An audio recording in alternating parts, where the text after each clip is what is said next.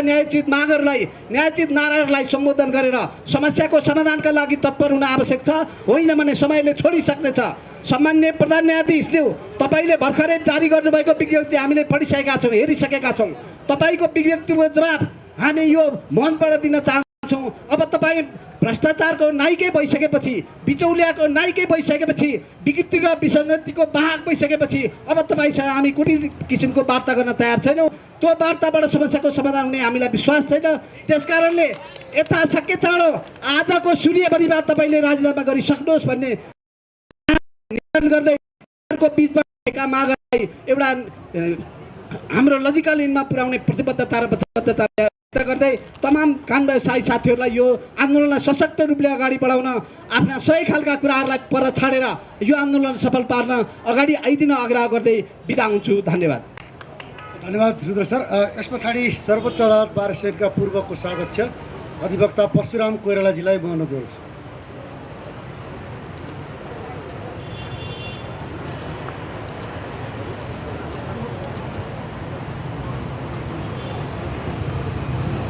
उपस्थित सबैमा नमस्कार। राजीनामा राजीनामा अनि राजीनामा, यो भन्दा बढ्ता पनि होइन, यो भन्दा कम पनि होइन। राजीनामा भन्दा बढ्ता भनेको महाअभियोग, त्यहाँ पनि नपुग्नुहोस्, त्यसैले त्यो पनि होइन। बीचको बाटोको रूपमा म बेन्चमा नबसे पनि हुन्छ, तपाईँहरूले चलाउनुहोस्, त्यो पनि होइन। केवल राजीनामा राजीनामा अनि राजीनामा।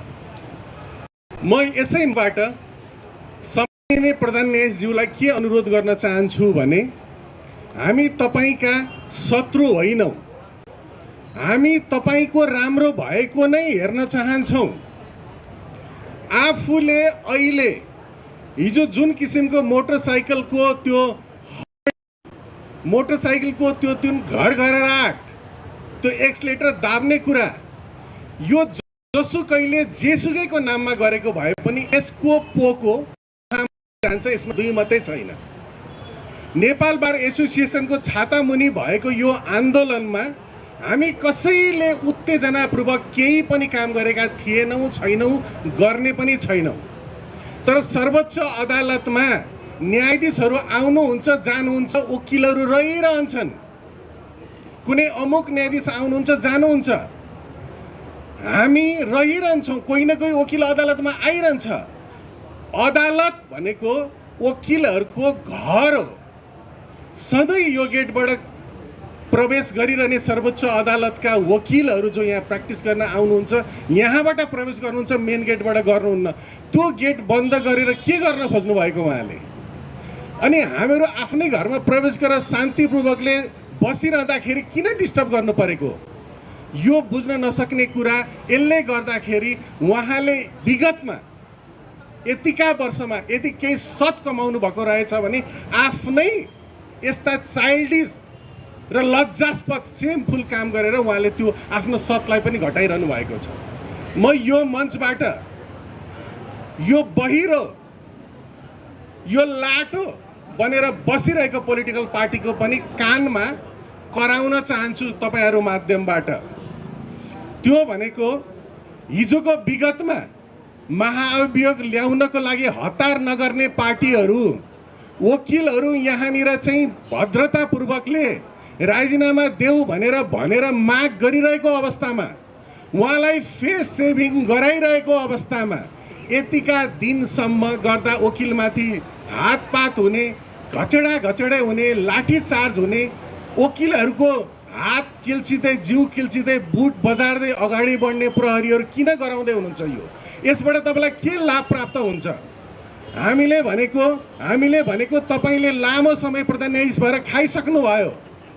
यसरी खाइसक्ने क्रममा अहिले हामी प्रोफेसनल लयर कुनै पनि मुद्दामा कुरा गर्नु पर्यो भने पहिलोचोटि झगडियाले हामीलाई सोध्ने, मुद्दामा कसरी तयारी गर्नुहुन्छ भन्ने कुरो सोध्दैन, इन्ट्रेस्टै दिँदैन। अदालतमा त नि जे पनि हुन्छ त्यतापट्टिको केही बाटो छैन भनेर सोध्छ। कतिलाई मात्रै हामी कालो कोट लाउने प्रोफेसनल वकिलहरू जो यही पेसा गरेर बस्छौँ भनेर भन्छौँ, कतिलाई मात्रै अदालतमा त्यस्तो काम हुँदैन भनेर हामीले भन्ने। बजारमा हरेक मान्छेहरू यस्तै खालको कुरा गर्ने सम्मको अवस्था अहिले आयो। यो पहिला थियो कि थिएन भनेर भन्नुभयो भने थियो होला, तर यसको पराकाष्ठा अहिले भएको छ। यो पराकाष्ठाको अन्त्य हुनुपर्दछ। त्यसैले यो प्लेटफर्मबाट म भन्न चाहन्छु, राजनीतिक पार्टीहरू तपाईँहरू अगाडि आउनुहोस्। तपाईँहरू पनि प्रब्लममा हुनुहुन्छ। यसको यो जति तपाईँ बोल्नमा ढिलो गर्नुहुन्छ त्यति तपाईँहरूको पनि साख गिर्दै जान्छ। हिजो 61-62 सालको आन्दोलन भइरहँदाखेरि राजनैतिक पार्टीहरू मोरल डाउन भनेर भित्र बसेको अवस्थामा तत्कालीन बार, नेपाल बार एसोसिएसनको तत्कालीन पदाधिकारीहरूले पापड समेतलाई जोडेर जब वकिलहरू बाटोमा आए, त्यसपछि मुभमेन्ट एउटा तपाईँ आफ्नो धर्म पुरा गर्नुहोस्। त्यसैले म भन्छु, मेरो आफ्नो भित्री दिलबाट म भन्छु, चोलेन्द्र शमशेर राणाजी, तपाईँले राजीनामा दिएर राम्रोसँगले आफ्नो जीवन बिताउनुहोस्, नबस्नुहोस्। हामीलाई त्यहाँनिर तलपट्टि मूल गेटको तलपट्टि कसैको अमुक व्यक्तिको नाम लिएर नारा लगाउन बाध्य पारिरहँदाखेरि हामीले तपाईँलाई हेरेको थिएनौँ। यो सर्वोच्च अदालतको गरिमालाई हेरेका थियौँ, यसको इतिहासलाई हेरेका थियौँ। यसले विगतमा पुर्याएको न्यायको लागि दिएका फैसलाले त्यसले देशलाई गोरेटो निर्देशन गरेको कुराहरूलाई हेरेका थियौँ। तपाईँ त आउनुहुन्छ जानुहुन्थ्यो, तपाईँको ठाउँमा भोलि कोही आएर बस्छ। तर यस्तो अवस्थासम्म निर्लज्ज भएर नबस्नुहोस्। त्यस्ता खालका बाइकरहरूलाई चाहिँ बाजा बजाउन नलाउनुहोस्।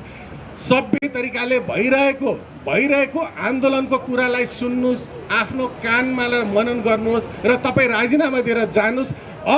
अब यदि यही स्थिति हो भने नेता भनाउँदाहरू धेरै दिन आफ्ना साथी कलिगहरूको कुरालाई तपाईँ नबोल्नुहोस्। अहिले यो छलफलको विषय होइन, छलफलको विषय सामान्य कुरा अरू छन् भनेर टारिरहन सक्नुहुन्न। यदि त्यो दिन आयो भने नि त्यो तपाईँको लागि निर्लज्ज पनि हुन्छ र त्यो मलाई लाग्दछ यदि महायुद्ध अगाडि बढ्यो भने नि त्यो तुनिँदैन बिचमा। त्यहाँसम्म नपुग्नुहोस्, भद्रतापूर्ण अनुरोध गर्दछु। यस्तो खालको केटाकेटीपन पनि नदेखाउनुहोस्। अगाडिपट्टि आएर तपाईँ राजीनामा दिएर निकास गर्नुहोस्। यो तपाईँको लागि सबैभन्दा उत्तम हुन्छ। यसको लागि बार तपाईँको साथमा छ, तपाईँ होइन इन्स्टिट्युसनलाई बचाउनुहोस् अनि त्यस पछाडि आफूलाई बस्नु। यसो भन्दै म आफ्नो कुरा यहीँ टुङ्ग्याउँछु। Thank you very much. धन्यवाद परशुराम सर।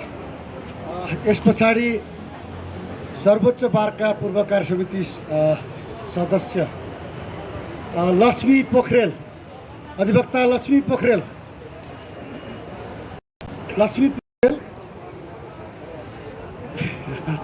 भूतपूर्व सचिवजीको नाम छ मैले राखेको छु। सर्वोच्च बारका सदस्य वरिष्ठ अधिवक्ता उमेश गौतम।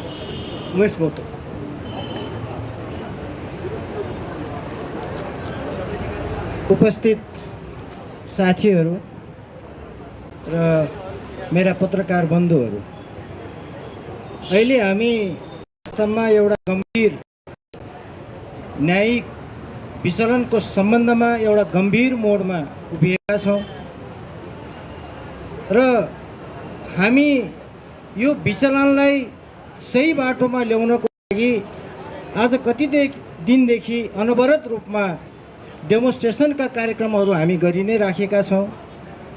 तैपनि जसले सुन्नुपर्ने हो, जसले त्यसलाई अनुगमन गरेर मूल्याङ्कन गरेर तदनुरूप आफ्नो आचरण व्यवहार देखाउनु पर्ने हो, तिनको कानमा केही पनि बतास छिरेको जस्तो लागिराखेको हामीलाई अनुभूति भएको छैन। किन यसो हुन गयो? के कारणबाट यो विचलनको प्रयासलाई निरन्तरता दिनको लागि उहाँले आफ्नो तर्फबाट गर्नुपर्ने कामहरू गरिराख्नु भएको छैन भन्ने कुरा एउटा शङ्काको घेराभित्र रहेको हामीलाई अनुभूति भइरहेको छ। किन उहाँ टस्का मस नभएर बसिरहनु भएको छ? हामीलाई हेर्दाखेरि मैले कसैको नाम लिनै पर्दैन, सबैले बुझिसक्नु भएको छ यो विचलनको पछाडिका मुख्य कारक के हो भन्ने कुरा नामै नलिँदाखेरि पनि अब दुनियाँले बुझ्ने अवस्था बनिसकेको छ। किन उहाँले यसो गरिरहनु भएको छैन? र कतिपय साथीहरूको मैले के कुरा सुनिरहेको छु भने यसो सामाजिक सञ्जालमा यसो हेर्दाखेरि कि यो आन्दोलन फगत केही व्यक्तिको लागि हो, फगत केही व्यक्ति हटाउने चाहिँ पदीय हिसाबको कुरा हो भन्ने पनि आइराखेको छ। तर यहाँहरूलाई म के विश्वास दिलाउन चाहन्छु भने यो आन्दोलन कुनै व्यक्तिलाई हटाएर त्यो समाधान उन्मुख गराउनेतर्फको यो आन्दोलन होइन भनेर यहाँहरूले बुझ्नुपर्ने हुन्छ। रूपमा मूल्याङ्कन गरेर त्यसका आधारबाट गर्नुपर्ने आधारभूत कुराहरूमा यो आन्दोलन केन्द्रित छ। बारको ब्यानरमा 2 जना मान्छे उभियो भने पनि त्यो इन्स्टिट्युसनल के हुन्छ त भन्दाखेरि रिप्रेजेन्टेसन हुन्छ, त्यसको महत्त्व अर्कै हुन्छ। बाहिर बसेर ठुला कुरा गरेर 4-5 जना मान्छे समातेर 10-12 मोटरसाइकल ल्याएर हरनका टिटी गरेर ती सबै भ्यागुताका टुवार बाहेक के पनि होइनन् भन्ने कुरा बुझ्नु पर्दछ। ती भ्यागुताका टुवारले यो आन्दोलनलाई यति पनि गलाउन, यति पनि दिशा विमुख गराउन सक्ने अवस्था छैन। यो कुराहरूले उहाँले बुझे हुन्छ र त्यो हो लगाउने जो महानुभाव पछाडि बसेको छ, पर्दा पछाडि बसेर जो यो कुकृत्यहरू सञ्चालन गरिराखेको छ, त्यो कुकृत्य सञ्चालन गर्नेले पनि के बुझ्नु पर्दछ भने कि यो आन्दोलनले ती कुकृत्यवालाहरूलाई पनि आफ्नो चपेटामा लिनेछ। त्यो बेलामा यहाँहरूलाई बचाउने कोही पनि हुने छैन। यो कुरा उहाँहरूले पनि बुझ्नुपर्ने अवस्था छ। त्यसो हुँदा म समग्र रूपबाट सबै साथीहरूलाई, हामी जो अहिले आन्दोलनमा बसेका छौँ, हामी आन्दोलनरत छौँ, हाम्रो यो रहर होइन, हाम्रो यो बाध्यता हो। यो बाध्यताको कुरा सायद मलाई लाग्छ धेरै अगाडि उठ्नुपर्ने थियो, तर ढिलै भए पनि अहिले उठ्न आएको छ। यसलाई सम्बोधन नगरिकन हामी फर्किनेवाला पनि छैनौँ। यो आन्दोलन झन् सशक्त रूपमा अगाडि जानेछ। यसले बाटो बिराउने छैन र हामी बारमा आबद्ध नेपाल राज्यभरिका साथीहरूको एउटा आवाज, बारमा आबद्ध साथीहरूको आवाज के छ त भन्दाखेरि हामी एकजुट छौँ, एक रूपबाट यस विरुद्ध हामी लागेका छौँ। जबसम्म विकृति र विसङ्गतिको अन्त्यको लागि समाधान उन्मुख ठोस काम कर्महरू हुँदैन तबसम्म हामी निरन्तर रूपबाट अघि बढिरहनेछौँ, बढ्नेछौँ। हाम्रो पाइलालाई कसैले पनि रोक्न सक्दैन। यो कुरामा तपाईँहरू आश्वस्त हुन म यो पनि अनुरोध गर्दै आफ्ना कुराहरू यही अन्त गर्दछु। धन्यवाद। धन्यवाद उमेश सर। त्यस पछाडि म नेपाल बार एसोसिएसनका पूर्व महासचिव, नेपाल बार एसोसिएसन मानवाधिकार तथा जनसरकार समितिका संयोजक अधिवक्ता सुनिल कुमार पोखरेलज्यूलाई म अनुरोध गर्छु।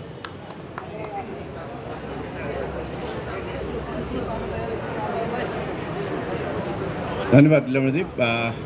सम्पूर्ण अग्रज कानुन व्यवसायीहरू र पत्रकार मित्रहरू, सबभन्दा पहिले म सर्वोच्च अदालत बार एसोसिएसन र नेपाल बार एसोसिएसनलाई हार्दिक धन्यवाद दिन चाहन्छु। तपाईँहरूले विषम परिस्थितिमा पनि भ्रष्टाचार र विकृतिका विरुद्ध यो आन्दोलनलाई यो उचाइसम्म ल्याउनु भएको छ र यसमा मिडियाका साथीहरूले पनि आफ्नो तर्फबाट भरमग्दुर कन्ट्रिब्युसन गर्नुभएको छ। सवाल आज न्यायपालिकाको प्रमुखमाथि उठेको छ। म तपाईँहरूलाई थोरै मसँग उहाँको विषयवस्तुलाई रिक्याप गर्छु। जब उहाँको संसदीय सुनवाईले प्रधान न्यायाधीशमा अनुमोदन गर्यो र नियुक्ति भइसकेपछि बधाई दिने क्रममा मैले उहाँलाई एउटा कुरो भनेको थिएँ, राजनीतिमा नेतृत्वले बेला बखत बेनिफिट अफ डाउट पाउँछ, तर न्यायपालिकामा त्यो पनि नेतृत्वमा पुग्ने मान्छेले सितिमिति बेनिफिट अफ डाउट पाउँदैन। तपाईँको उच्च अदालतको नियुक्तिदेखि लिएर उच्च अदालतमा गरेका तपाईँका फैसलादेखि लिएर फेरि सर्वोच्च अदालतको तपाईँको प्रवेशदेखि लिएर अहिले जसरी अर्को एउटा प्रधान न्यायाधीशको बहिर्गमनको त्यो भाग पनि तपाईँमा खापिन आएको छ। एउटा लामो टेनियर तपाईँले नेपालको न्यायपालिकामा प्राप्त गर्नुभएको छ। त्यो भनेको बिरलै पाउने बेनिफिट अफ डाउट हो। यसलाई तपाईँले इतिहास रचनाको लागि प्रयोग गर्नुहोला, त्यसका लागि शुभकामना छ। सर्वोच्च अदालत बार एसोसिएसनले पनि स्वागत कार्यक्रमको आयोजना गर्यो। धेरै अधिवक्ता, वरिष्ठ अधिवक्ताले शुभकामनाका सन्देश पनि दिए, तर परिस्थिति त्यस्तो रहेन। त्यो बेनिफिट अफ डाउट दिने कुरा चाहिँ गलत भयो भन्ने खालको कुरा भयो। त्यसपछि गएर नियुक्तिका प्रक्रियाहरूमा उहाँहरूको नियुक्तिमाथि प्रश्न उठ्दै गयो। अदालतमा भइरहेका केही फैसलाका विषयहरूमा प्रश्न उठ्दै गयो। साथसाथै पछिल्लो चरणमा आएर जब रिफर्मको एजेन्डा, न्यायालय सुधारको एजेन्डामा आयो, कहीँ न कहीँ स्टेक होल्डरहरूले त्यो सुधारको एजेन्डाको बाधक चाहिँ उहाँलाई देखेर त्यो तथ्य र तथ्याङ्कका आधारमा त्यो प्रमाणित स्वरूप हुँदै आयो र आजको दिनमा यो ठाउँमा आइपुगेको अवस्था छ। त्यसले गर्दाखेरि अहिले नेपाल बार एसोसिएसन सर्वोच्च बार एसोसिएसनले जुन राजीनामाको प्रक्रिया अगाडि बढाएको छ, यता केता बाटोमा भन्ने गरिन्छ विधि र प्रक्रिया बमोजिम जानु पर्यो नि। राजीनामाको विषय पनि विधि र प्रक्रिया अन्तर्गतै पर्छ। राजीनामा दिएर वा सुरुमा बार एसोसिएसनले त मार्ग प्रशस्त गर्नुहोस् पनि भनेको थियो। त्यो मार्ग प्रशस्तको बाटो धेरै हुन सक्थ्यो, तर त्यो नभइसकेपछि मार्ग प्रशस्तबाट अब राजीनामामा आइपुगेको छ। त्यसबाट का कारणले हामी शान्तपूर्वक, हामी धैर्यतापूर्वक आन्दोलन गरिरहेका थियौँ। अब त्यो आन्दोलनमा छिटफुट केही घटनाका कारणले गर्दाखेरि त्यो आन्दोलन उहाँप्रति अलि बढी आकर्षित पनि हुँदै गएको छ र मलाई लाग्छ यो प्रक्रिया यसै गरी रह्यो भने त्यो अनुसार अगाडि बढ्छ। त्यसले गर्दाखेरि म साथसाथै नेपाल बार एसोसिएसन सर्वोच्च बार एसोसिएसनलाई अझै पनि विनम्रतापूर्वक अनुरोध गर्छु, हाम्रो भद्र अनुरोध हो सम्माननीय प्रधान न्यायाधीशज्यूलाई तपाईँ मार्ग प्रशस्त गर्नुहोस् र न्यायपालिका जहाँ तपाईँले आफ्नो जीवनको 30-35 वर्ष खर्च गर्नुभएको छ, बिताउनु भएको छ, त्यो संस्थालाई कमसेकम अब थप क्षति हुनबाट बचाउनुहोस्। त्यो बचाउने जिम्मा र दायित्व र कर्तव्य तपाईँमा नै छ। संविधानले दिएको कर्तव्य पनि उहाँलाई के हो भन्दाखेरि न्यायपालिकाको थप क्षति नहोस् भन्ने कुरा हो। बेला बेलामा नेपाल बार एसोसिएसनको यो आन्दोलनको बारेमा प्रश्न उठ्छ। हिजो जिल्लामा पनि आन्दोलनहरू भएका छन्। 20,000 नेपाल बार एसोसिएसनको सदस्य भएकोमा किन 200 र 300? त्यो विषय होइन। एउटा भ्रम के पाल्नु हुँदैन भन्दाखेरि भने सम्मान्य प्रधान न्यायाधीशज्यूले भने यहाँ जति उपस्थित हुनुभएको छ र यहाँ नउपस्थित हुनुभएका मान्छेहरू पनि एउटा कन्क्लुजनमा के हो भन्दाखेरि भने प्रधान न्यायाधीश उपस्थित नभएका कारणले मान्छे प्रधान न्यायाधीशको पक्षमा छ भन्ने कुरा चाहिँ हुँदै होइन। त्यसको लागि म तपाईँलाई सानो एउटा उदाहरण दिन्छु। भारतमा बेलायतलाई अङ्ग्रेज छोडो आन्दोलन चल्यो।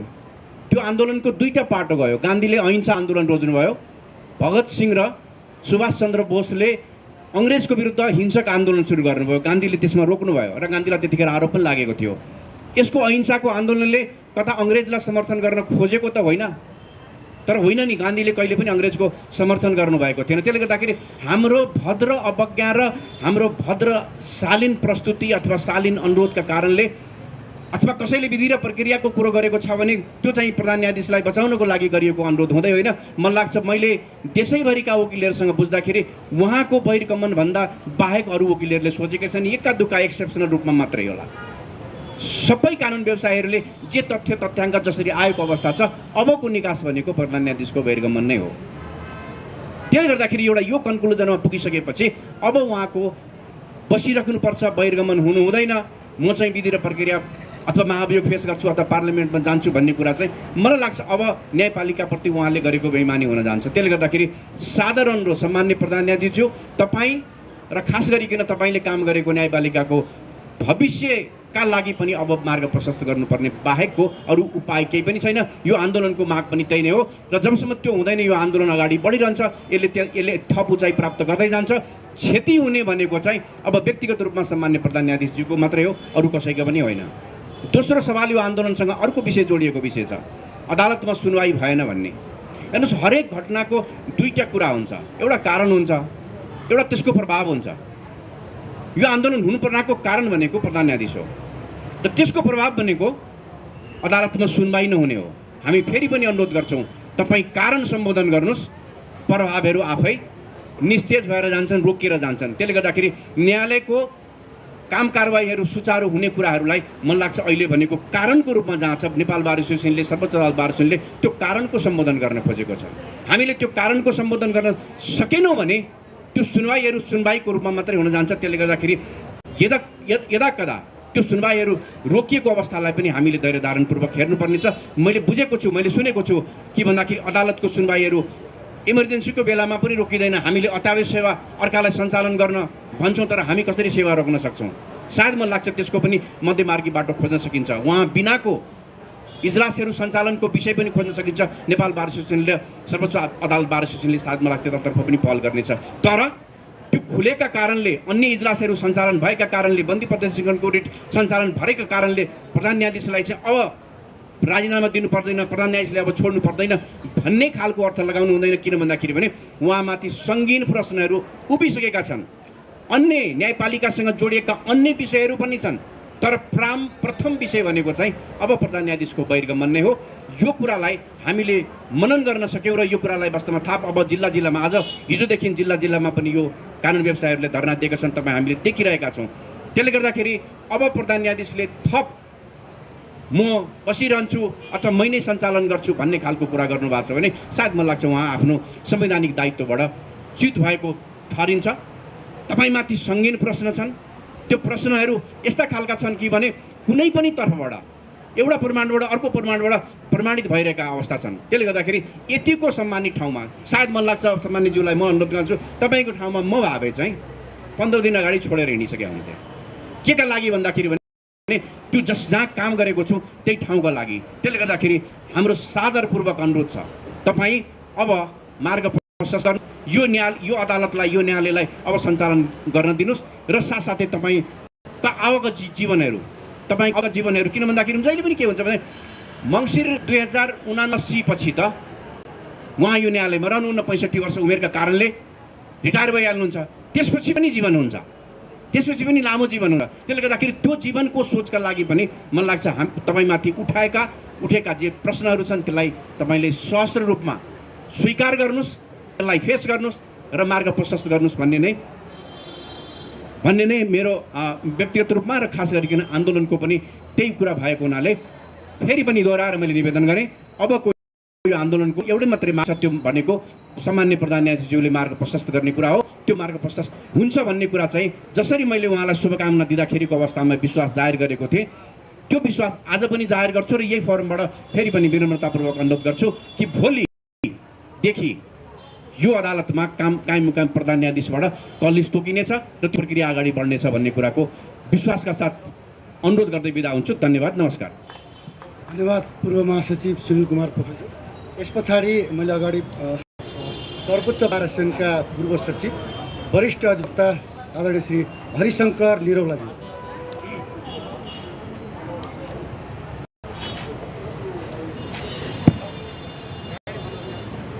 धन्यवाद महासचिवज्यू, जुन वरिष्ठ अधिवक्ताज्यूहरू, कानुन व्यवसाय साथीहरू र पत्रकार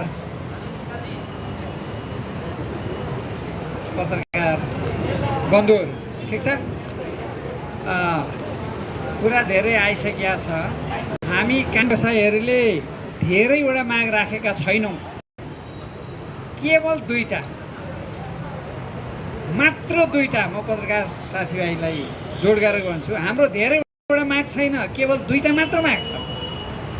पहिलो माग हो संस्थाको सुधारको लागि बहालवाला सम्माननीय प्रधान न्यायाधीशले यो संस्थाको हितको लागि निकास दिनुपर्छ र यो निकासका विभिन्न बाटाहरू हुन्छन्, त्यो मध्येमा सम्मानजनक बाटो रोज्नुहोस् र सर्वोत्तम उपाय हो राजीनामा दिनुहोस् यथाशीघ्र, ढिलो होइन।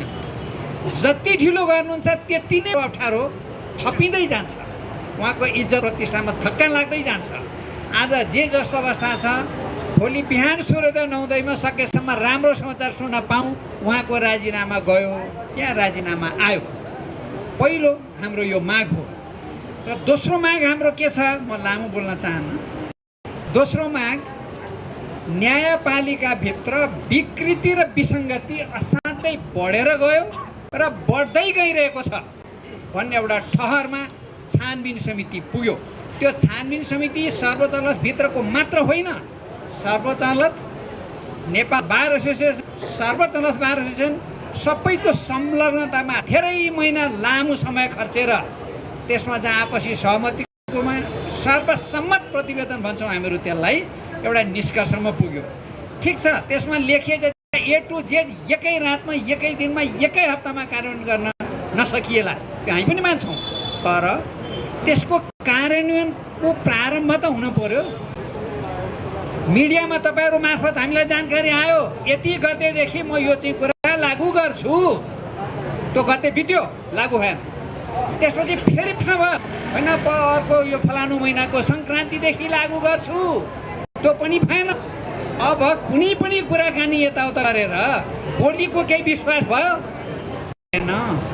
भर्खर अहिले तपाईँहरू मार्फत सुनियो आधा घन्टा जति अगाडि हाम्रा नेपाल बार एसोसिएसनका प्रतिनिधिहरूलाई नेतृत्वलाई वार्तामा बोलाइयो। यति बेला वार्ता गर्न जाने हो। हाम्रो दृष्टिमा बिल्कुलै त्यो कुर्सीमा बस्नु उहाँ लायक नभएको ठहर भइसकेपछि म साथीहरूलाई निवेदन गर्न चाहन्छु, हाम्रा नेतृत्वगणलाई, वार्ताको कुनै औचित्य छैन, हामी वार्ता नगरौँ, वार्ता गर्न नजाउँ, पहिला राजीनामा नै हुनुपर्छ, त्यसपछि अरू जे जे गर्नुपर्ने कुरा गर्दै गरौँला। केवल यो दुईटा मात्र मागको लागि जे जति पत्रकार जगतले हामीलाई सहयोग गर्नुभएको छ त्यसको लागि धेरै धेरै धन्यवादका साथ म बिदा लिन चाहन्छु। धन्यवाद। धन्यवाद। अघि हामीहरूसँग माइक थिएन। हाम्रा गुरु वरिष्ठ अधिवक्ता प्राध्यापक डाक्टर युवराज सङ्ग्रौलाज्यूले बिना माइक उहाँको स्वर त चर्कै थियो, सायद हाम्रो सबै कानुन व्यवसायीले सुन्नु पाउनु भएन र मिडियाले पनि सुनेन कि भन्ने लागेर फेरि उहाँलाई चाहिँ आटो बनाएर राख्नु। आदरणीय सम्माननीय वरिष्ठ अधिवक्ता गुरु कृष्णप्रसाद भण्डारी लगायत थुप्रै हुनुहुन्थ्यो, उहाँहरूलाई म सम्मान व्यक्त गर्न चाहन्छु। पत्रकार साथीहरू, तपाईँहरूलाई पनि सम्मान व्यक्त गर्न चाहन्छु। म लामो बोल्नु छैन, मैले अघि धेरै बोलेँ, तपाईँहरूले खिच्नु भएको छ। उति बेला पञ्चायतको विरुद्धमा 2036 सालमा अनि त्यसपछि 2046 सालमा आन्दोलन भयो। त्यति बेला पनि यही भवनभित्र कानुन व्यवसायीहरूले पञ्चायतको विरुद्धमा आवाज उठाए, पुलिस प्रवेश गरेन र न्यायाधीशहरूको कानुन व्यवसायीहरूको एउटा मान्यता के रह्यो भने कानुन व्यवसायी र न्यायाधीशहरू बोल्ने कुराहरू ती आन्दोलनका भाषा भए पनि ती विज्ञता र बौद्धिकता र न्यायका भाषा हुन् भन्ने त्यति बेला त्यो पञ्चायती सरकारले समेत त्यति बेला बुझ्यो। फेरि 2063 सालमा पनि यस्तो आन्दोलन भयो, फेरि पनि आन्दोलन यहीँबाट उठ्यो, यहीँबाट निक्लिएर हामी बाहिर जान्थ्यौँ पुलिसले। त्यसैले पहिलो कुरो म गृहमन्त्रीलाई अनुरोध गर्छु, म प्रहरी प्रधान कार्यालय र आइजिपीलाई अनुरोध गर्छु, यो अदालतभित्र प्रहरी पठाएर यो अदालतको सम्मान र यो न्यायको सम्मान र न्यायको गरिमा जुन प्रहरी पठाउने कार्य गर्यो यो मेट्न हामीलाई अरू 20 वर्ष लाग्छ। त्यसकारण म महासचिव, अध्यक्ष र सम्पूर्ण साथीहरूलाई भन्छु, भोलि तपाईँहरूले फेरि कार्यक्रम गर्दाखेरि इन्टरनेसनल बार एसोसिएसनलाई जुम मार्फत यो देखाउनुहोस्, किनभने हामी त्यसको सदस्य हौँ। इन्टरनेसनल कमिसन अफ जुरिसलाई पनि यो कुरा जानकारी गराउनुहोस्। हेगमा जेनेभामा मानवाधिकार आयोगलाई पनि गर्नु पर्यो र यहाँ पनि एउटा मानवाधिकार आयोग छ क्यारे, होइन? त्यसले बुझ्नु पर्यो। र म प्रहरी महानिरीक्षकलाई पार्टिकुलरली भन्छु, तपाईँहरूमाथि लागेको यातना र तपाईँहरूमाथि लागेको कानुन मानवाधिकार उल्लङ्घनको कुरा हामीले 20 वर्ष लडेर तपाईँहरूलाई धोएको छ। तपाईँहरू अदालतभित्र आउन इन्कार गर्नुहोस्। म फेरि पनि तपाईँहरूलाई अनुरोध गर्छु। एक, पत्रकार साथीहरू, तपाईँहरू यो कुरो भनिदिनुहोस्, यो मन्दिर हो, मन्दिरमा प्रहरी आउँदैन। मन्दिरमा मान्छेहरू पूजा गर्न आउँछन्, मन्दिरमा फेरि पनि भिडभाड हुन्छ, मन्दिरमा भिडभाड हुन सक्छ, तर प्रहरी जाँदैन। यो हाम्रो यहाँभित्रको आन्तरिक कुरा हो। हामीले के भनिराखेका छौँ भन्दाखेरि गरिब जनताले न्याय पाएनन्, गरिब जनताले न्याय पाएनन्, गरिबले जेलमा बस्नुपर्ने बाध्यता छ, गरिबको मुद्दाको पेशी आउँदैन, पेशी अन्यत्र कहीँ चढ्छ। यी सारा न्यायका कुराहरूले गर्दाखेरि गरिबहरूले न्याय नपाएको हुनाले हाम्रो भनाइ के भने यसलाई शुद्ध गर्नु पर्यो। कतिपय साथीहरू अहिले भन्दै हुनुहुन्छ अदालत चल्न मार्का पर्यो। म उहाँहरूलाई के सादर अनुरोध गर्न चाहन्छु भने तपाईँहरूका मुद्दामा निष्पक्ष न्याय होस्, किनभने अहिले कानुन व्यवसायीलाई कुन बेन्चमा मुद्दा पर्छ भनेर सुन्न आउनुपर्ने बाध्यता छ। तपाईँहरूका मुद्दाहरू हार्ने जित्ने तपाईँहरूले गर्नुहोला, तर तपाईँहरूको जुन मुद्दा बेन्चमा जान्छ निष्पक्ष निर्णय होस्। तपाईँहरूको जसको जित्नुपर्ने छ, जसले न्याय पाउनुपर्ने छ उसले पाओस्, जो अन्याय छ ऊ अन्याय होस् भन्ने पार्नका लागि लडाइँ हो। त्यसकारण म सम्पूर्ण पक्षहरूलाई कानुन व्यवसायीका पछाडि उभिनका लागि अनुरोध गर्छु। यदि तपाईँहरूले अहिले कानुन व्यवसायीहरूलाई यो आन्दोलन गर्न दिनु भएन भने तपाईँले कहिले पनि न्याय पाउनुहुन्न, तपाईँहरूले बुझ्नु आवश्यक छ। त्यसकारण केही मान्छेहरूले भड्काएको आधारमा तपाईँहरू नजानुहोस्। म यो भन्छु, म आज बिहान पनि विद्यार्थीलाई भनेर आएँ, मैले भने 20 वर्ष पछाडि अदालत कस्तो लाउने हो तिमीहरू सोचेर बस। हाम्रो जिम्मा हो, अहिले हामी लड्छौँ। त्यसकारण अहिले नेपालको न्यायपालिका समाप्त भयो, कानुन व्यवसाय समाप्त भयो भनेर चर्चा गर्ने बेला होइन। त्यसकारण जहिले जहिले अन्यायको कुरा भयो यही बार एसोसिएसन बाहिर आयो, जहिले जहिले अन्याय भयो यही बार एसोसिएसन बोल्यो र देशको लोकतन्त्र ल्याउने कुरा, निरङ्कुशता हटाउने कुरा यो बारले बोल्यो। त्यसकारण यहाँ जुन बुद्धि छ त्यो बुद्धि केवल यो हुइममा आउने होइन, कानुन व्यवसायहरूले पैसाका लागि गरेका कुरा पनि होइन यो। त्यसकारण म तपाईँहरूसँग यो अनुरोध गर्छु, 3टा मर्यादाका कुरा गरिन्छ। अदालतभित्र एउटा प्रोसिड्युरल इन्ट्रेस्ट हुन्छ, हरेक कुरा कानुनी प्रक्रियाबाट गर्नुपर्छ भन्ने। तर कानुनी प्रक्रिया गर्दा गर्दा गर्दा कहिले त्यो प्रक्रियाले नै मान्छेलाई अन्याय हुन्छ। हामीले त्यसको विरुद्धमा पनि यो न्यायपालिकाभित्र आन्दोलन गरेका छौँ। एउटा सोसियल इन्ट्रेस्ट हुन्छ। न्यायपालिका जहिले पनि सामाजिक न्यायको प्रवर्धन गर्छ, उसले गरिबलाई हेर्छ, उसले विपन्नलाई पनि हेर्छ, हरेक कुरा गर्छ, उसको दायित्व त्यो हो। तर अहिले हामीले लडिराखेको कुरो अदालत पोलिटिकल इन्ट्रेस्टको विरुद्ध हो। यो प्रोसिड्युरल इन्ट्रेस्ट र सोसियल इन्ट्रेस्टको विरुद्धमा होइन, यो पोलिटिकल इन्ट्रेस्टको विरुद्धमा हो। जब पोलिटिकल इन्ट्रेस्ट अदालतभित्र पस्छ त्यो क्यान्सरको रूपमा अगाडि आउँछ। म तपाईँहरूलाई छोटो एउटा उदाहरण दिन्छु र सिद्ध्याउँछु। इन्दिरा गान्धीको इमर्जेन्सी लाग्यो, त्यसपछि एकजना व्यक्ति पक्राउ पर्यो, त्यसपछि रिट आयो। त्यो रिट 5जना न्यायाधीशहरू हुनुहुन्थ्यो सर्वोच्च अदालतमा। 4जना न्यायाधीशहरूले भन्नुभयो यो इमर्जेन्सीमा यो हेबियस कर्पस पनि चल्दैन, व्यक्तिको त्यो अधिकार पनि हेर्न मिल्दैन। एकजना न्यायाधीश थिए HR खन्ना, उनले भने कसरी हुन्छ, संविधानले बाँच्न पाउने दिएको अधिकारको विरुद्धमा कसरी हामी यो लड्न, यो हुँदैन भन्न सक्छौँ। उनले हुँदैन भने डिसेन्ट लेखे। 4जना न्यायाधीशहरू जसमध्ये PN भगवती पनि थिए, उनीहरू 4जनाले यो राज्यले इमर्जेन्सी लागू गरे बेला यो बन्दी प्रत्यक्षीकरणको मुद्दा हेर्न पाउँदैन भन्ने जारी गरे। परिणाम के भयो? इन्डियामा इमर्जेन्सी। र अहिले इतिहास लेखिएको छ, PN भगवतीले अहिले आफूले इतिहासमा गरेको गल्ती, यो गल्ती हो भनेर उनले लेखेर जानुपर्ने स्थिति भयो। त्यो HR खन्ना जसको 4 महिना पछाडि प्रधान न्यायाधीश हुने पालो थियो, तर उसले प्रधान न्यायाधीश मलाई चाहिँदैन, तर म जनताको पक्षमा उभिन्छु, त्यो न्याय खोज्या हो नि यो बिल्डिङबाट। म मान सम्माननीय प्रधान न्यायाधीशलाई यहाँबाट अनुरोध गर्छु, सुन्दै हुनुहुन्छ के त्यो गरिमा राख्न सक्षम हुनुहुन्छ? आउनुहोस् अहिले यहाँ आएर त्यो गरिमा राख्न म सम्मान छु भनेर यो मासमा बोल्नुहोस्, म तपाईँको पक्षमा बोल्न तयार छु। ल आउनुहोस्, 5 मिनट हामी पर्खिन हेर्छौँ। यदि त्यो होइन भने अदालतमा जब कुनै न्यायाधीशलाई मर्यादाको प्रश्न राख्छ, त्यो महाभियोगको प्रश्न पनि होइन, राजीनामाको पनि प्रश्न होइन, उनले म अब यो मन्दिरलाई अपवित्र गर्न कसैको आवाज उठ्न दिनुहुन्न, उसले आरामसाथ जानुपर्छ र बाहिर गएर भन्नुपर्छ साथी हो तपाईँहरूले मलाई अन्याय गर्नुभयो। इतिहासले मूल्याङ्कन गर्छ। उहाँ जबरजस्ती बस्न खोजिरहनु भएको छ। एक लास्ट कुरो म यो भन्छु, यसरी अदालतभित्र प्रहरी प्रवेश गरिसकेपछि अब कानुन व्यवसायीहरूले उहाँहरूले छोड्नुभयो, हार्नुभयो, दमन गर्नुभयो। मैले अघि नै भने यो मासलाई दमन गरेर 5 पार्टी 6 पार्टी हुनुहुन्छ, उहाँहरूको लोकतन्त्र बाँच्ला? बाँच्दैन। यो कानुन व्यवसाय र यो एउटै संस्था जो आजसम्म आबद्ध छ, अहिलेसम्म फुटेको छैन, न्यायको आवाज उठाउँछ, यही मात्रै एउटा संस्था बाँकी छ देशमा। यसलाई कुल्चिनु भयो भने तपाईँहरूको विरुद्धमा भोलि पुलिस घरमा कसलाई गुहार्नुहुन्छ? ख्याल गर्नुहोस्, यो प्रब्लम कानुन व्यवसायीको हो, तपाईँहरूको हो। एक हामी तपाईँहरूका लागि लडेका छौँ। त्यसकारण उहाँहरूलाई तटस्थको अर्थ कसैलाई गलत कुरा गर्न सहयोग हुन सक्दैन। ओके, तर हाम्रो भनाइ के हो भनेर भन्दाखेरि यो न्याय बच्यो भने गरिबले न्याय पाउँछ। त्यसकारण हाम्रो लडाइँ त्यो गरिबको लागि लडाइँ हो। एक यो लडाइँ संविधान सभाले बनाएको छ त्यसको संरक्षणको लागि लडाइँ हो।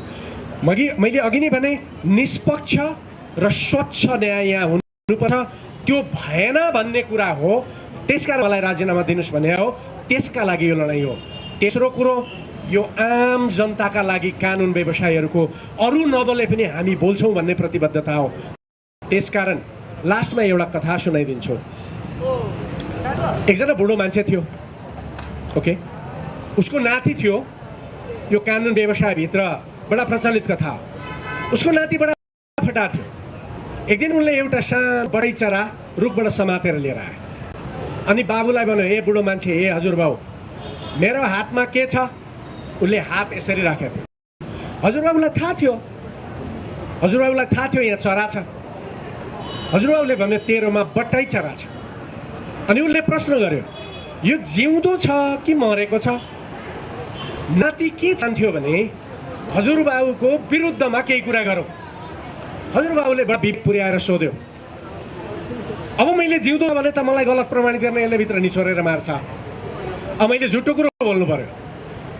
उसलाई थाहा थियो बच्चा त्यो चरा जिउँदो छ। हजुरबाबुले भन्यो त्यो तेरो मुठीभित्र तैँले लुकाएर राखेको चरा मरेको छ। उसले हजुरबाबुलाई झुटो प्रमाणित गर्न के गर्यो? हा जिउँदैछ, चरा गयो। न्याय त्यही चरा हो, त्यो न्यायाधीश उहाँ नै हुनुहुन्छ। त्यो न्याय जोगाउने कृष्णप्रसाद भण्डारी जो 95 वर्षको हुनुहुन्छ। तपाईँ पत्रकारहरू बाहिर के गर्दै हुनुहुन्छ?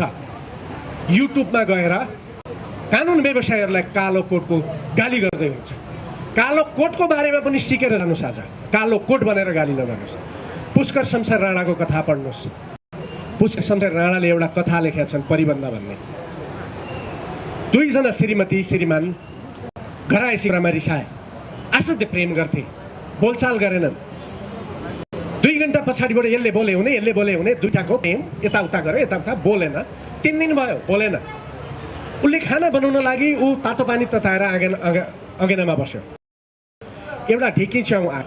अब यसलाई रिसले श्रीमती नबोलेका कारणले यत्रो म माया गर्छु मसँग बोल्दिनँ भने हुनाले उसले चप्पलले त्यो ढिकी च्याउ मार्यो। यही मौकामा श्रीमतीले भने, किन मारेको? बिचारा खुट्टो माथि फर्कायो, अब नराउँछ तिमीलाई, स्वर्ग जा भन्यो। तल बाहिर बलेसीमा एकजना खाटमा मान्छे सुत्या थियो, भोलि बिहान पाहुना थियो, मरिरहेको छ।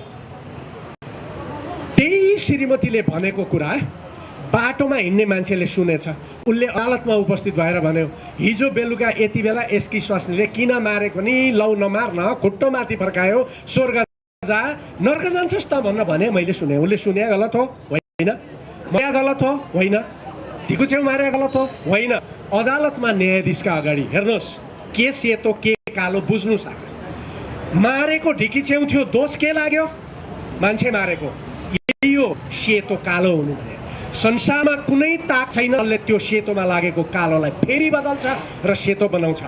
अनि वकिल गयो र वकिलले प्रमाणित गर्यो त्यो मारेको ढिकी च्याउ थियो, त्यो मारेको मान्छे थिएन। अनि तपाईँ गाली गर्नुहुन्छ यो मासलाई कालो र सेतो भनेर बाहिर? कुनै दिन तपाईँ जेलमा जानुभयो भने त्यति बेला थाहा पाउनुहुन्छ। त्यसका नाम जनतालाई यो अघिको मेरो जुन चरा हो त्यो चरा न्याय हो। त्यो न्यायलाई बचाउने यो लडाइँ हो। किनभने त्यो न्याय, त्यो चरा हाम्रो प्रधान न्यायाधीशज्यूको मुठीभित्र छ। जिउँदो छ भनौँ, निचोर्दिनुहुन्छ। उहाँको हातबाट निकाल्नु छ, उहाँ हात छोड्नुहुन्न। त्यसकारण हामी त्यो चरा निकाल्न लाग्दैछौँ। त्यो चरा निकाल्न तपाईँ पत्रकार साथीहरूले मद्दत गर्नुहोस्। यदि यो न्याय बाँचेन भने लोकतन्त्र बाँच्दैन, संविधान बाँच्दैन। त्यसकारण तपाईँहरूको भविष्य खतरनाक हुन्छ। त्यसकारण म उहाँलाई अनुरोध गर्छु, तपाईँले अपराध गरेका छ कि छैन साथीहरूले जान्नुहुन्छ, तर तपाईँमाथि दोष लागेको छ, इन्टिग्रिटीको प्रश्न उठेको छ। तपाईँ घरमा गएर बस्दिनुहोस्। कुनै दिन इतिहासमा तपाईँले गल्ती गरेर रहेन रहेछ भने हामी सबै कानुन बाबुसाय आएर त्यति बेला लिखित माफी मागौँला तपाईँसँग। त्यो कुरा छ। त्यसकारण भद्र आन्दोलनमा पुलिस नबोलाइदिनुहोस्। र म अनुरोध गर्छु सर्वोच्च अदालतभित्रका थुप्रै अरू न्यायाधीशसँग, तपाईँहरूले प्रधान न्यायाधीशले पुलिसमा बोलाउँदा प्रतिवाद गर्नुभएको छैन। यसको विरुद्धमा तपाईँहरूको विरुद्धमा पनि लड्नुपर्ने हुनसक्छ। ख्याल गर्नुहोस्, तपाईँहरूलाई पनि दायित्व छ अदालत जोगाउने। यति म यो आन्दोलन होइन, मैले अघि नै भने न्यायको संरक्षण हो भने बोलीचालीमा यो आन्दोलन भन्ने, तर हामी न्याय जोगाउँदैछौँ। त्यसकारण सम्पूर्ण साथीहरू हामी धैर्यका साथ लडौँ। म अनुरोध गर्छु गलत नारा नलगाउँ, सभ्य नारा लगाउँ। हामीबाट मान्ने सिक्नुपर्छ। मुर्दाबाद नबनौँ, चोर नबनौँ, फटा नबनौँ, सभ्य लडाइँ लडौँ। र त्यो सभ्य लडाइँ न्यायको लागि यो चरा जोगाउने लडाइँ हो। यो चरा हामीले जोगाउनु आवश्यक छ। यो चरा अहिले किचियो भने फेरि त्यो फुल पार्ने चरा मरिसकेपछि न्यायको फुल हुनेवाला छैन। महासचिवज्यू, अध्यक्षज्यू तपाईँहरूलाई जिम्मा लगाएको छ। तपाईँहरूलाई साह्रो गाह्रो पाऱ्यो भने हामीलाई पाउनुहोस्, अनि तपाईँहरू लड्नुहोस्। हामी तपाईँहरूका पछाडि छौँ। धन्यवाद। धन्यवाद युवराज सर। यहाँ विधि र प्रक्रियाका कुराहरू गरिए। विधि र प्रक्रियाको कुरा गर्दा के वर्तमान प्रधान न्यायाधीशले विधि र प्रक्रिया अनुसार काम गर्नुभएको छ? म यहाँहरूलाई भन्न चाहन्छु, न्याय परिषद ऐनमा स्पष्ट रूपमा यो न्यायाधीश नियुक्ति गर्दा चलखेल नहोस्, खल्तीका मान्छे असक्षम अयोग्य मान्छेहरू नियुक्त गर्न नसकियोस् भन्ने उद्देश्यबाट 2073 सालमा न्याय परिषद ऐनमा सर्वोच्च अदालतमा उमेरहदका कारण के अरे रिटायर हुने निवृत्त हुने न्यायाधीश पदमा 1 महिना अगावै नियुक्ति प्रक्रिया सुरु गर्नुपर्ने, त्यसगरी उच्च अदालतहरूमा 3 महिनाभित्र पदपूर्ति गरिसक्नु पर्ने कानुनी व्यवस्था छ। त्यो कानुनी व्यवस्था, त्यो कानुन, त्यो विधि, त्यो प्रक्रिया यहाँले पालना गर्नुभएको छ।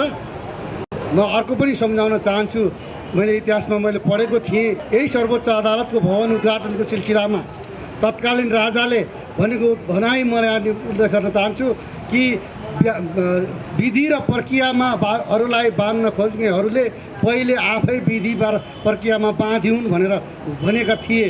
त्यो आज यो सर्वोच्च अदालतका माननीय प्रधान न्यायाधीशज्यू तपाईँ त्यो विधि र प्रक्रियामा बाँधिनु भएको छ। म यो प्रश्न गर्न चाहन्छु। त्यसकारणले तपाईँलाई विधि र प्रक्रिया तपाईँले सिकाउने होइन, विधि र प्रक्रिया तपाईँभन्दा बेसी हामी जान्दछौँ, किनभने हामीले गरेका बहसबाट हाम्रा तर्कहरूबाट तपाईँले चाहिँ के छ भने फैसला गर्ने हो। तपाईँ आफै जान्ने भएर फैसला गर्नुभएको होइन। हामीले बहसबाट देखाइएको कानुनी आधार कारण र तर्कबाट चाहिँ के छ भने यहाँले फैसला गर्ने हो।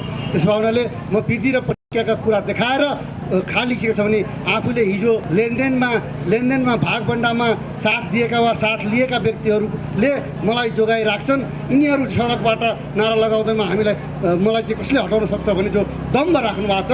खबरदार, यो सडक होइन, न्यायपालिकाको आँगन, न्यायपालिकाको प्राङ्गण, हामी कानुन व्यवसायको प्राङ्गण हो।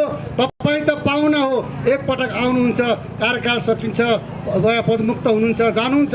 तर हामी नमरुन्जेलसम्म 95 वर्षको हजुरबा सरहको हाम्रो वरिष्ठ अधिवक्ताजी हुनुहुन्छ, त्यो उमेरसम्म हामी यो अदालत आइरहन्छौँ। यो अदालत हामीलाई चाहिन्छ। यो अदालतको प्राङ्गण सडक होइन, यो अदालतको प्राङ्गण घर हो। हामी घरभित्रबाट आवाज उठाएका छौँ।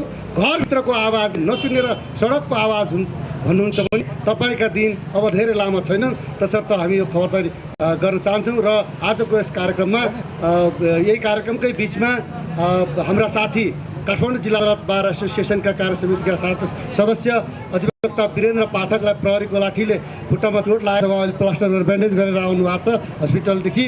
म यो पनि जानकारी गराउँछु र प्रहरीलाई यस किसिमको बल प्रयोग नगर्न हुन अनुरोध गर्दछु र चेतावनी पनि दिन चाहन्छु गृहमन्त्रीज्यूलाई कि कानुन व्यवसायको शिष्ट सौम्य शालीन प्रस्तुतिमा कार्यक्रममा हस्तक्षेप प्रहरी दमन हस्तक्षेप नगरियोस् भन्न पनि चाहन्छु। र आज हाम्रो यो कार्यक्रम अलिक लामो पनि भयो र हाम्रो यस पछाडिको अरू कार्यक्रमहरू पनि भएको हुनाले यो अहिले भर्खरै यहाँहरूको मिडिया मार्फत हामीलाई औपचारिक रूपमा आएको छैन, तर मिडिया मार्फत वार्तामा आह्वान गरेको भन्ने जस्ता कुरा पनि आएका छन्। यस विषयमा थोरै कुराहरू राखिदिएर आजको यो कार्यक्रम यही समापन गरिदिनु हुनका लागि नेपाल बार एसोसिएसनका अध्यक्ष वरिष्ठ अधिवक्ता चन्द्रशेखर सेठीज्यूलाई म अनुरोध गर्छु। धन्यवाद। हाम्रो गुरुदेव वरिष्ठ अधिवक्ता कृष्णप्रसाद भण्डारीज्यू, पूर्व अध्यक्षज्यूहरू, हाम्रा सर्वोच्च अदालत बार एसोसिएसनका अध्यक्षज्यू, सम्पूर्ण कानुन व्यवसाय मित्रहरू, वरिष्ठ अधिवक्ता मित्रहरू, साथसाथै पत्रकार बन्धुहरू, तपाईँहरूको बिचमा आज भाषण गर्न गइरहेका छैन। तपाईँहरूको अगाडि ब्यानर छ। ब्यानरमा लेखिएको छ न्यायपालिकाको विकृति, विसङ्गति, भ्रष्टाचार विरुद्धको नेपाल बार एसोसिएसनको अभियान। अहिले यो के भन्दाखेरि न्यायपालिकाको गरिमा कायम राख्नको लागि, न्यायपालिकाको गरिमा कायम राख्न नसक्ने अवस्थामा पुगिसकेको प्रधान न्यायाधीश चोलेन्द्र शमशेर जबरा राजीनामाको लागि हामी आन्दोलन गर्दै आएका छौँ। 3 हप्ता भइसकेका छ। त्यस कारणले गर्दाखेरि तपाईँहरूको बिचमा जग जाहेर छ, दिनु हामी दिइरहेका छौँ। म त्यसतर्फ जान्न। न्यायपालिकाको विकृति, विसङ्गति, भ्रष्टाचारको प्रताको रूपमा हामीले पठाएका होइनौँ। हामीले न्यायपालिकाको गरिमा राख्नको लागि, जनतालाई न्याय दिलाउनको लागि प्रधान न्यायाधीश हामीले बनाएका हौँ। नेपाल राज्यले उहाँलाई प्रधान न्यायाधीश बनाएको न्यायपालिकाको जनआस्था कायम राख्नको लागि, जनतालाई न्याय दिलाउनको राखिएको हो। तर न्यायपालिकाको विकृति, विसङ्गति, भ्रष्टाचारको पक्षमा प्रवक्ताको रूपमा जो उभिनु भएको छ, पक्ष पोषकको रूपमा उभिनु भएको छ, हामीले भन्यौँ तपाईँको राजीनामा एकमात्र यो न्यायपालिकाको जनआस्था कायम राख्ने उपाय हुन सक्दछ। त्यस पछाडि पछाडिका दिनमा तपाईँको राजीनामा पछाडि न्यायपालिकाभित्रको विसङ्गति विकृति प्रचार रोक्नको लागि वार्ता हुन सक्दछ। त्यो तपाईँसँग होइन, तपाईँ विकृति विसङ्गति भ्रष्टाचारको प्रवक्तासँग होइन।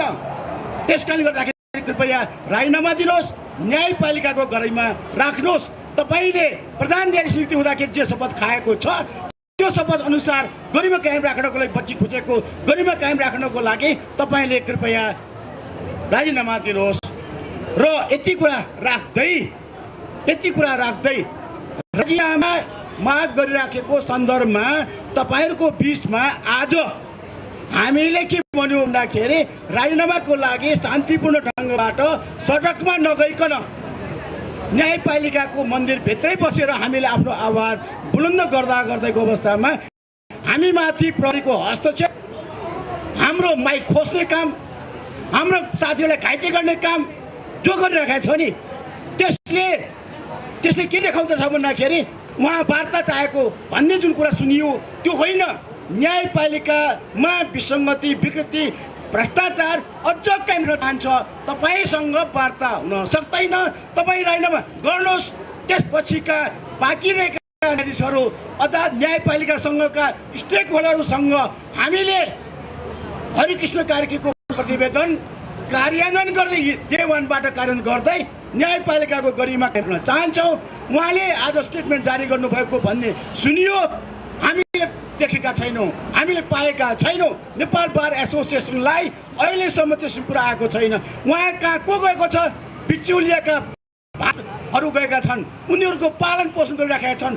हामीसँग वार्ता त हुनै सक्दैन। उहाँको जुन संरक्षण गर्नु नसक्ने भइसकेपछि आज तपाईँहरूको बिचमा हामी बार सर्वोच्चको प्राङ्गणमा छँदै हामी आउने देखिँदै हामीसँग वार्ता गर्न नआइकन तपाईँको बिचमा भ्रम छर्नको लागि जो स्टेटमेन्ट दिएको पनि सुनियो, त्यसको सम्बन्धमा नेपाल बार एसोसिएसनले उहाँको राजीनामाको साथसाथै हामी सुधारका जो कार्यक्रमहरू जो गर्न गइराखेका छौँ त्यो चिजहरूको लिखित रूपमा व्यवहार रूपमा नै जवाफ दिनेछौँ। यति कुरा राख्दै तपाईँहरूको बिचमा म हाम्रो सर्वोच्च अदालत बार एसोसिएसनका अध्यक्ष पूर्णमान साक्यजीले पनि आउनुहोस्। जबसम्म राजीनामा हुँदैन तबसम्म यो विसङ्गति विकृति भ्रष्टाचार कायम रहन्छ। के तपाईँहरू यसको पक्षमा हुनुहुन्छ? हुँदैन। त्यस कारणले गर्दाखेरि कोही व्यक्ति जसले रोडमा आएका छन् ती रोडमा आएकाहरूले के भन्छ भन्दाखेरि राजीनामा दिनु हुँदैन भन्ने बाहेक विकृति विसङ्गति भ्रष्टाचार चाहिन्छ भनेको छैन। उनीहरूले पनि सक्छौँ भने आओ, भ्रष्टाचार हामीलाई चाहिन्छ, विसङ्गति चाहिन्छ, विकृति चाहिन्छ, हामी बिचौलिया हौँ भन्न आओ।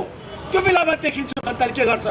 यति कुरा राख्दै म पूर्णमान साक्षीजीले आफ्नो कुरा राख्नको लागि अनुरोध गर्दछु। त्यसपछि उहाँले बोल्नुभएपछि यो आजको कार्यक्रम यही समापन हुने घोषणा पनि गर्दछु।